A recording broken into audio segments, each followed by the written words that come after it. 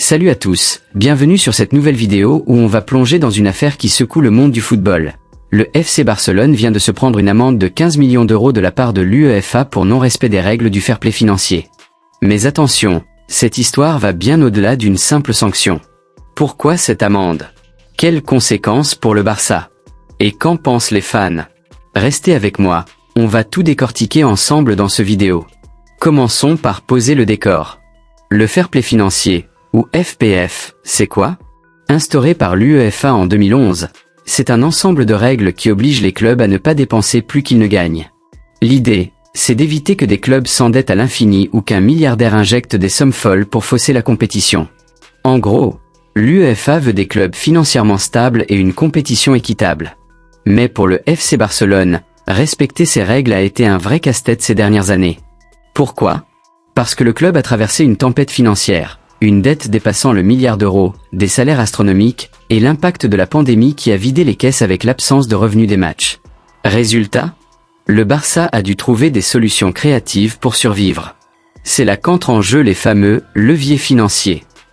En 2022, sous la direction du président Joan Laporta, le club a vendu 10% de ses droits TV de la Liga pour 25 ans à la société Sixth Street pour 207,5 millions d'euros, puis 15% supplémentaires pour 315 millions d'euros. Ils ont aussi cédé des parts de Barça Studio, leur branche audiovisuelle, pour environ 100 millions d'euros par transaction. Ces opérations ont permis au club de lever plus de 500 millions d'euros rapidement, ce qui leur a donné l'oxygène nécessaire pour signer des joueurs comme Robert Lewandowski, Jules Koundé ou Rafinha. La Liga a validé ces deals, mais l'UEFA, elle, n'a pas du tout apprécié. Selon eux, ces ventes ne peuvent pas être comptabilisées comme des revenus d'exploitation, mais comme des profits de cession d'actifs, ce qui enfreint les règles du FPF. Et ce n'est pas la première fois que le Barça se fait taper sur les doigts. En 2023, ils avaient déjà écopé d'une amende de 500 000 euros pour une erreur similaire.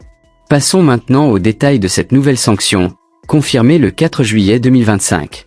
L'UEFA a infligé une amende de 15 millions d'euros au Barça pour des pertes excessives dans leurs comptes de 2023 et 2024. Mais ce n'est pas tout, le club a signé un accord de conciliation avec l'UEFA, qui inclut une amende potentielle totale de 60 millions d'euros. Comment ça marche? Les 15 millions sont à payer immédiatement, mais les 45 millions restants sont conditionnels. Si le Barça ne respecte pas les objectifs financiers fixés pour les saisons 2025/26 et 2026/27, ils devront payer 22,5 millions supplémentaires si leur déficit dépasse la cible de 2025, et encore 22,5 millions s'ils ratent la cible finale. Pire encore, en cas de non-respect grave, l'UEFA pourrait exclure le club des compétitions européennes pour 3 saisons. En plus, il y a une restriction sportive. Le Barça ne peut pas inscrire de nouveaux joueurs dans la liste A pour les compétitions UEFA, comme la Ligue des Champions, à moins que leur solde de transfert soit positif. Autrement dit, ils doivent vendre avant d'acheter.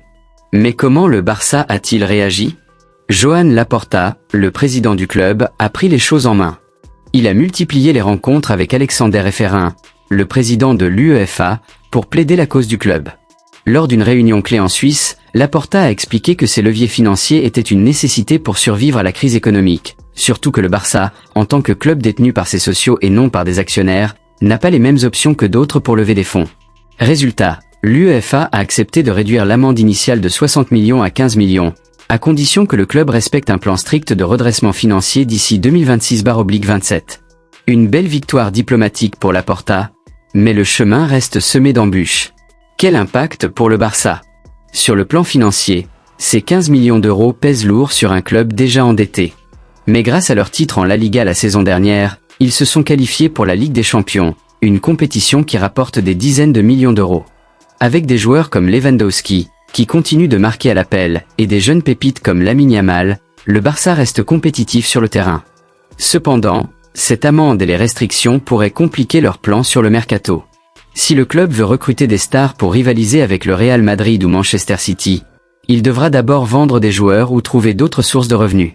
Et si les objectifs financiers ne sont pas atteints, les 45 millions d'euros supplémentaires pourraient devenir une réalité, sans parler du risque d'exclusion européenne. Les réactions ne se sont pas fait attendre. Sur les réseaux sociaux, les fans du Barça sont partagés. Certains saluent l'habileté de Laporta à réduire l'amende, voyant ça comme une preuve que le club peut naviguer dans des eaux troubles. D'autres, en revanche, s'inquiètent. Est-ce que le Barça va continuer à jongler avec des solutions à court terme au lieu de régler ses problèmes structurels? Sur X, Des comptes comme @BarçaUniversal ont souligné que cette sanction est un rappel que même les géants du football ne sont pas au-dessus des règles.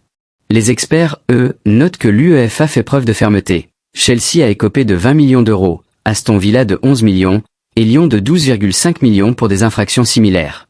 Ça montre que l'UEFA ne plaisante pas avec le fair-play financier, et que d'autres clubs pourraient être dans le viseur à l'avenir.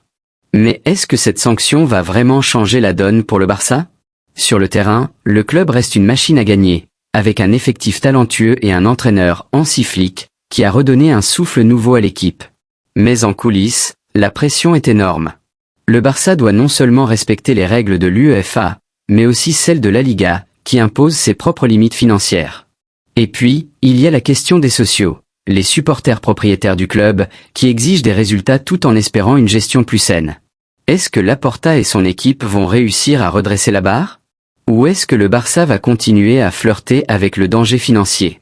En conclusion, cette amende de 15 millions d'euros est un avertissement sérieux pour le FC Barcelone, mais aussi une opportunité de repenser leur stratégie financière. Le club a prouvé qu'il pouvait être résilient, mais le chemin vers la stabilité est encore long. Alors, qu'en pensez-vous ? Cette sanction est-elle méritée ? Le Barça va-t-il s'en sortir et continuer à dominer le football européen ? Ou est-ce le début d'une période encore plus compliquée ? Dites-moi tout dans les commentaires, je veux lire vos avis les plus chauds. Et si vous avez aimé cette vidéo, n'oubliez pas de liker, de partager et de vous abonner pour ne rien rater des prochaines Actus Foot. On se retrouve bientôt pour d'autres analyses.